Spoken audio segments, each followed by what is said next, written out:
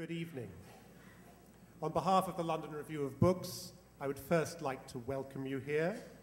Secondly, I would like to thank you for your enormous patience.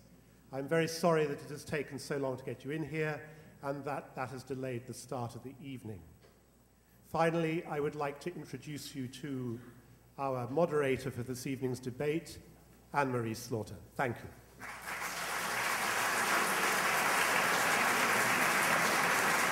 Good evening. Let me begin by introducing our panelists, and I'm assuming they're going to walk out here a little like a game show.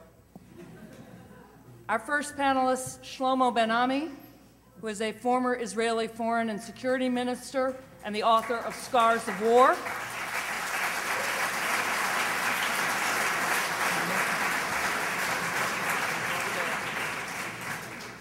Our second panelist, Martin Indyk, who is the director of the Saban Center for Middle East Policy and senior fellow in foreign policy studies at Brookings. You're next.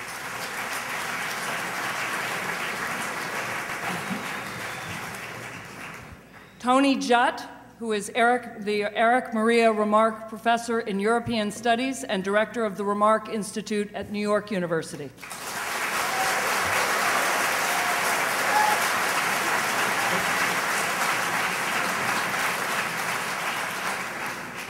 Rashid Khalidi is the Edward Said Professor of Arab Studies and Director of the Middle East Institute.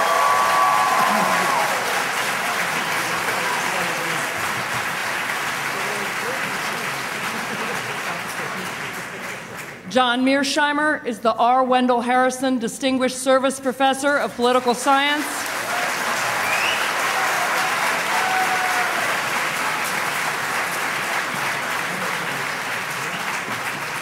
Dennis Ross is the Counselor and Ziegler Distinguished Fellow of the Washington Institute for Near East Policy.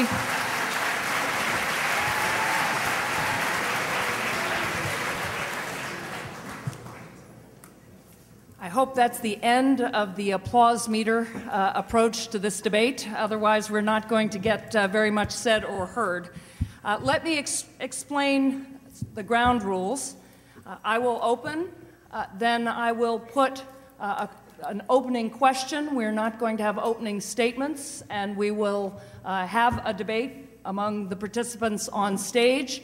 At some point, I will turn over to the audience toward the end for questions from the floor, although at this point it's going to be very hard for me to see you.